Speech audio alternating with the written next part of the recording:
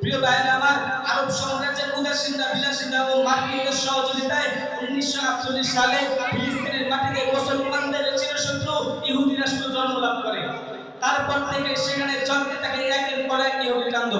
সেখানে হাজার হাজার নারী পুরুষ শিশুকে হত্যা করা হয়, মায়ের সামনে সন্তানকে নির্মমভাবে জবাই করা হয়, বাপের সামনে মেয়েকে দর্শন করে হত্যা করা হয় কোলের শিশুকে, এবং পুরো জাতীয় ওই লাশগুলো মাটির সাথে পিষিয়ে দেওয়া হচ্ছে।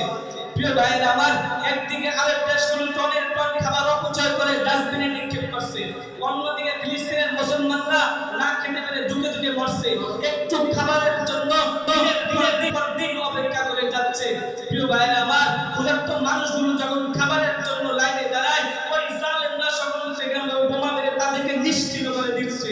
তাদের ধ্বংস থেকে রক্ষা পায়নি শিশু থেকে বৃদ্ধ পর্যন্ত, এমনকি হাসপাতালগুলোতে গত 2 বছরে আমার 70,000 মুসলমান ভাইকে শহীদ করা হয়েছে, যার মধ্যে অধিকতর নারী ও শিশু।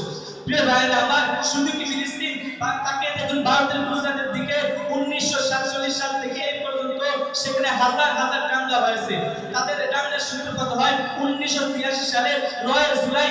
এদিন বিনা উস্কানিতে আমার 50 জন মুসলমান ভাইকে শহীদ করা হয়, হাজার হাজার বাড়িঘর লুটপাট করা হয়, অসুস্থ মুসলমানকে জ্বলন্ত আগুনে নিক্ষেপ করে পুড়ে মারা হয়, যুবকদেরকে ধরে ধরে হত্যা করা হয়, মায়ের সামনে ছেলেকে নির্মমভাবে জবাই করা হয়। তাদের আত্মচিৎকারে প্রকম্পিত আকাশ বাতাস, তারা চিৎকার করে বলছে, রব্বানা আখরিজনা মিন হাযিহিল ক্বরিয়াতিল যালিমি আহলুহা ওয়াজআল লানা মিন লাদুনকা ওয়ালিয়্যা ওয়াজআল লানা মিন লাদুনকা নাসীরা। প্রিয় ভাইরা আমার, শুধু কি ফিলিস্তিনের গুজরাট খুলে দেখুন পত্রিকার পাতা, কানাডিয়ান প্রেস কর্তৃক প্রকাশিত সংবাদে বলা হয়েছে, বিগত 900 বছরে আমার 50 লক্ষ মুসলমান ভাইকে শহীদ করা হয়েছে, 40 লক্ষ মুসলমান ভাইকে বস্তুহারা করা হয়েছে।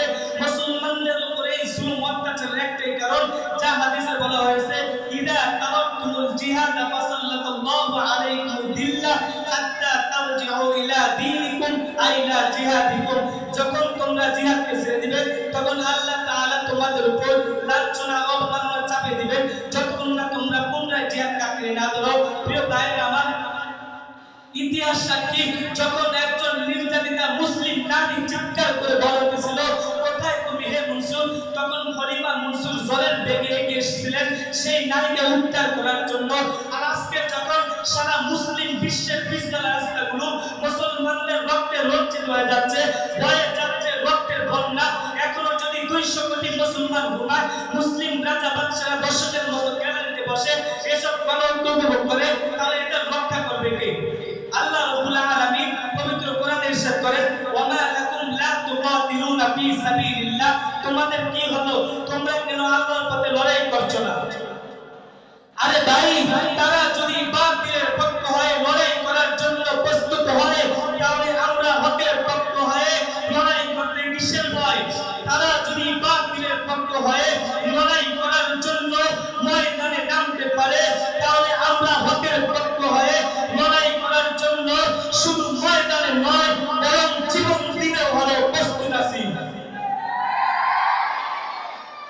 জিহাদি কাফেলার সাথেও বন্ধুগণ, খোদার কসম যদি কল্লা দিতে হয় কল্লা দিয়ে দিব, যদি বুকের তাজা রক্ত দিতে হয় তাহলে বুকের তাজা রক্ত দিয়ে দিব।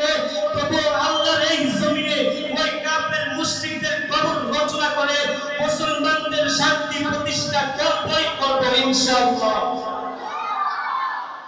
প্রিয় ভাইরা আমার, পরিশেষে আমি বলতে চাই যে আল্লাহ রাব্বুল আলামিন তারেক বিন জিয়াদকে দিয়ে স্পেন জয় করিয়েছেন, খালিদ বিন ওয়ালিদকে দিয়ে ইস্তাম্বুল জয় করিয়েছেন, মুহাম্মদ বিন কাসিমকে দিয়ে সিন্ধু জয় করিয়েছেন, সুলতান মাহমুদকে দিয়ে সম্রাট মদিনা মসজিদের রূপান্তর করিয়েছেন। সে আল্লাহ এখনো বিদ্যমান, সাহায্যকারী আমাদের অপেক্ষায় আছে। প্রয়োজন শুধু আরেকবার গর্জে ওঠার। ওরে তারেকের উত্তরসূরিরা, ওরে মুহাম্মদ বিন কাসিম সুলতান মাহমুদের উত্তরসূরিরা, তোমার ভাইয়ের রক্তের হেফাজত করার জন্য, তোমার বোনের ইজ্জত রক্ষা করার জন্য গর্জে উঠো, গর্জে উঠো। কুফরি শক্তির উপর বিদ্যুৎ গতিতে ঝাঁপিয়ে পড়ে তাদের 20টা বেল্টে চুরমার করে দাও। প্রিয় ভাইরা আমার, সময় এসেছে শত্রুর আঘাতের দাঁত ভাঙা জবাব দেওয়া। তাই আমাদের এখন থেকেই জিহাদের প্রস্তুতি নিয়ে একটি সৈন্যদল গঠন করতে হবে এবং ওই জালেমদের কবর রচনা করে মুসলমানদের মুক্তির ব্যবস্থা করতে হবে এবং সমস্ত কুফরি শক্তিকে ভেঙে দিয়ে ইসলামের পতাকাকে উত্তীর্ণ করতে হবে। আল্লাহ তাআলা আমাদের সকলকে জিহাদের প্রস্তুতি নিয়ে জিহাদ করার তৌফিক দান করুন। আমিন আমিন। ওয়া মা তৌফিক ইল্লা বিল্লাহ। ইসলাম জিন্দা হোতা है हर करबला के बाद नस्रुम मिनल्लाहि व फतहुन करीब।